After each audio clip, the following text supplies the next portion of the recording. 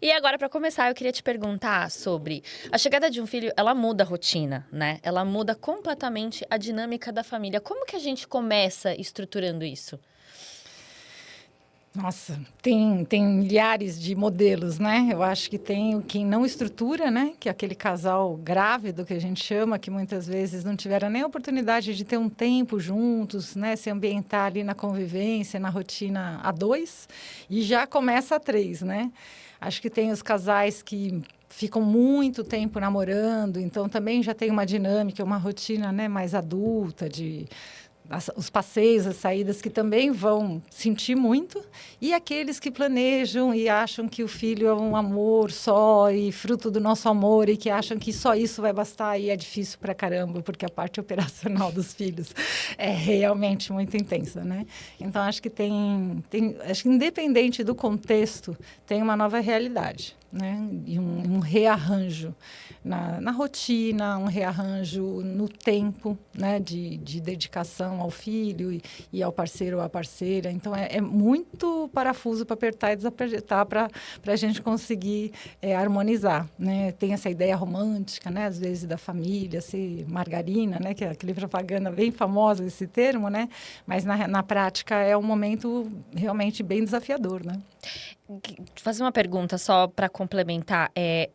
No geral, mesmo quando você planeja os filhos, você acredita que os casais estão de fato preparados para receber esse novo integrante na família?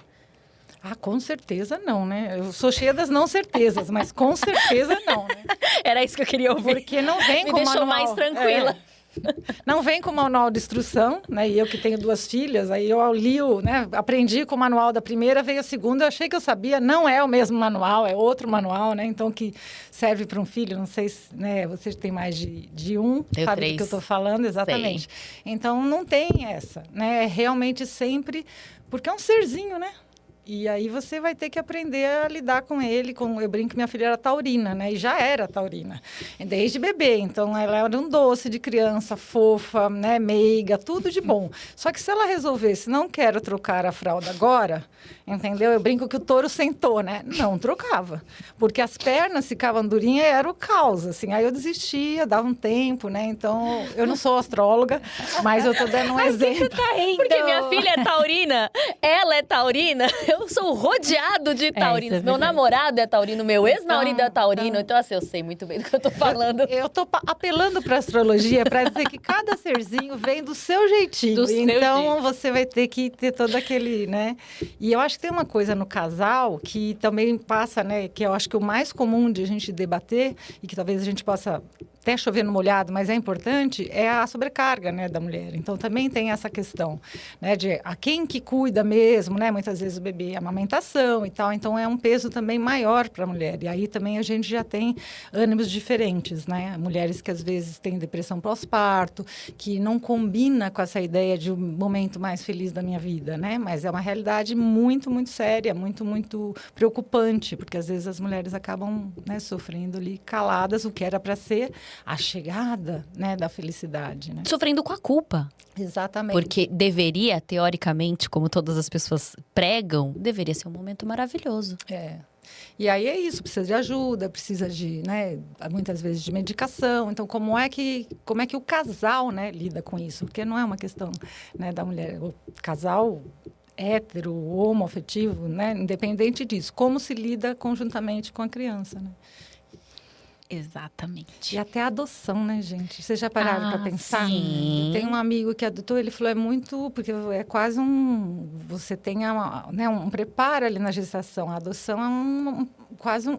Entre aspas, é um momento muito... Te entregam, assim, né? Impacto, você vai buscar a criança. Então, ainda mais se a criança for mais velha, também... Olha, imagina, né, a rotina. Chega um serzinho que não só você não conhece, mas fala, né? Mas anda, dependendo da idade que você adotar, né? Então, é realmente muita mudança. E que já vem com crenças e questões, né, do Sim, passado. ele já viveu muita coisa, né? Ele já viveu muita coisa. Né? É um rearranjo ali Exato. e muita adaptação, muito amor também, assim, eu acredito, né? É. Para conseguir estruturar isso de uma forma segura até para a criança. Por mais que tenha adaptação, né, prevista no processo e tudo, na hora que, né, da consumação dos fatos ali é diferente. Eu, dando um adendo, eu conheci uma pessoa, um influenciador muito querido em um evento, e ele estava nesse processo de adoção junto com o marido dele, e ele falou assim, que foram anos tentando e muito frustrantes, mas, de repente, e assim, é realmente assim, eles ligam, ó, seu filho chegou. Então, realmente, é lindo, mas ao mesmo tempo, né, tipo, você assusta. Sim. E aí, e foi assim, era um caso de, eles queriam uma criança maiorzinha, mas veio um bebê. Então, já eram totalmente diferentes, sabe? Então, eles Sim. tiveram que se readaptar a uma coisa que não era o esperado. Tipo assim, realmente também tem suas questões. Sim. Quanta coisa aí nisso que você falou, né? Porque, primeiro que eu acho lindo o processo de adoção em si. E muito mais bonito ainda quando os casais homoafetivos estão nessa proposta. Porque a gente está uma sociedade um pouco mais pronta para aceitar duas mães, dois pais e outros formatos, né, de família. Porque o que a criança precisa é de proteção, carinho, cuidado, né? Não tem porquê a gente achar que não vai ser um bom lar para aquela criança se desenvolver. Então, é bem bacana a gente ver isso, né? É lindo demais. Então, vamos tirar mais uma dúvida aqui em relação a essas dificuldades, né? Por que muitos casais ainda, né, se surpreendem quando surgem, né, depois da chegada, né, da criança, e às vezes comenta, tinha um relacionamento saudável antes, agora balançou um pouco. Então, por que essa dificuldade, assim, após, né, a chegada dessa criança?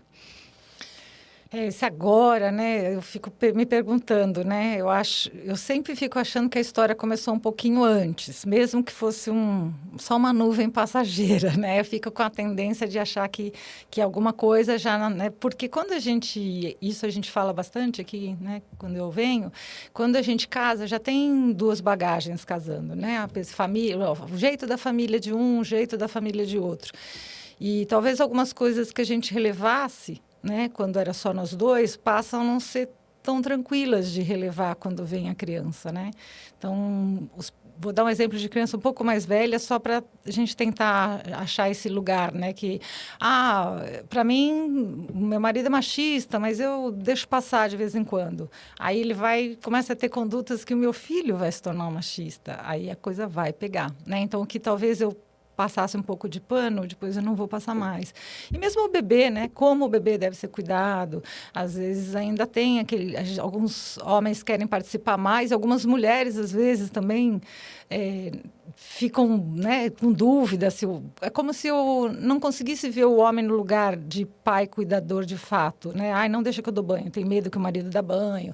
Tem o contrário também, né, de achar que não tem que participar, porque afinal de contas é só uma amamentação. Então acho que tem vários pequenos conflitos na hora que a criança, né, de qualquer idade aparece. Ela coloca literalmente os valores do casal em xeque, ela coloca, acho que o que é importante para um e para outro, né? Se um é um bandista, outro católico, provavelmente convivem. E na hora que depois vem a criança, como é que a gente vai lidar com isso? Então, acho que é uma hora onde literalmente a gente vai precisar chegar no meio termo, talvez, né?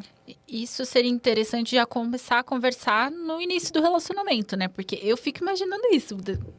Duas realidades, por exemplo, religiosas, que você deu exemplo, distintas. Um quer batizar, o outro quer, sei lá, né? Sim. Um quer batizar porque não acredita naquilo. É muito complexo, porque, né, chegou uma hora que não tem muito o que fazer. Sim. Né? E aí começa a pegar mesmo. Eu acho até que é legal conversar, mas eu fico pensando se a gente consegue, sabe, também prever tudo o que vai acontecer. Eu queria parto normal, fiz tudo para ter parto normal. Chegou lá, bradicardia da Jade, vai ser cesárea, né? Então, esse lugar que você também planeja, né? Antes não tinha de cócoras e na água, senão eu provavelmente ia querer na época de... E aí você planeja, você cria todo... E não rola, né? Eu fico... Tem agora os chás de revelação, né? Antigamente, praticamente a gente nem sabia se havia menino, se havia menina, né? E ali também a gente já tem umas situações bem constrangedoras, né? Porque às vezes tem aquela coisa de estar esperando uma menina e sai o balão azul. Ou sai, né? E eu não sei um pouco como é que a gente vai estar lidando com isso, sabe? Criar tanta expectativa já no filho, antes dele nascer, ou antes dele crescer. Eu ainda tenho dúvidas se isso pode, de vez em quando, ser, né, ao invés de ajudar, atrapalhar, sabe? É porque no caso de religião, é complicado mesmo, porque você vai estar colocando já a expectativa que seu filho vai seguir a sua religião. Exato. E não necessariamente você sabe se ele vai querer seguir, né? Eu sei que nas religiões cristãs, de uma forma geral, é quase que uma regra, né? Uma lei, assim, né? A criança, ela é condicionada mesmo a crescer ali. E aí, se você tem um pai que é católico, por exemplo, e a mãe evangélica, existe um conflito, né? Porque cada um quer que o filho siga a sua religião. Como entrar nesse acordo? Eu tive um pai ateu, uma avó espírita praticante e uma mãe devota de Nossa Senhora Aparecida. Tudo junto e misturado. Tudo junto e misturado. Mas eu não me senti em nenhum momento obrigada a seguir nenhum deles. Isso foi muito libertador. É óbvio que eles puxavam sardinha pro seu lado, né? Tipo, não sei o quê. A minha avó levava, não sei, bezia e tal. Então, acho que cada um foi mostrando como era importante aquilo para eles, né? Minha mãe mostrava da Nossa Senhora Aparecida, acendia vela, fazia a gente ir lá quando ela fazia promessa. Então, ela mostrava, ó, isso aqui é importante para mim. Meu pai falava, isso aqui também é importante para mim, não acreditar. Né? A minha avó... Então, aí eu fui vendo, bom, com o que eu acho importante, né? Mas não são todas as famílias que pensam dessa forma, né? Inclusive, acho que existem algumas famílias até intolerantes, né, religiosamente, que nem casam com uma pessoa que não seja da mesma religião. Respondendo um pouco, né, a tua questão, Patrícia, é uma questão tão fundamental para eles que eles nem concebem a ideia de casar com uma pessoa que não seja da mesma religião, né? Mas a gente hoje em dia vê, eu acho bastante assim. Eu já vi, né? Casais católico e esses dias eu vi um até na rede social falando sobre isso. De uma igreja muito reservada, bem conservadora, assim. E ele era da Umbanda. Então, assim, mundos completamente distintos. E aí a minha dúvida era justamente essa, meu Deus. E filho? O que faz com o filho? Porque são extremos, né? Assim, religiões muito distintas. Mas, realmente, acho que num namoro aí deve ser o momento em que tem que tentar alinhar, né? Mas é complicado. Gente, eu fui mãe com 18 anos. Nada foi Não deu para analisado. alinhar nada. Alinhei nada, entendeu? Só fui lá e fiz o filho. E seja o que Deus quiser. E é isso. Não, mas eu tinha uma, mas eu tinha uma, teórico, né? Mas seria às maravilhoso se fosse teoria, contestado. né? Mas o pai deles é muito... Hoje ele é muito religioso. A minha ex-sogra é muito religiosa, ela é católica, praticante. Mas a gente sempre teve um acordo de nossos filhos vão escolher que religião vão seguir. Tanto que o meu filho mais velho, ele não tem religião, assim como eu, sou agnóstica. A minha filha do meio, ela é meio puxada pro espiritismo, pra Umbanda. E a minha filha mais nova, ela é católica e ela vai pra missa com o pai, com a avó. E ela escolheu isso, sabe? E a gente até brinca, fala assim, olha lá. Que a gente fala que a gente é ovelha negra, né? Que a gente não vai. Ela é o oposto.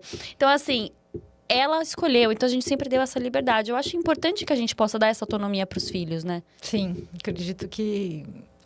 Eu brinco que é quase que nem os pais que... Futebol, né? Gente, a pessoa não pode nem escolher o time de futebol, né? Então, acho que tem um... Casa não.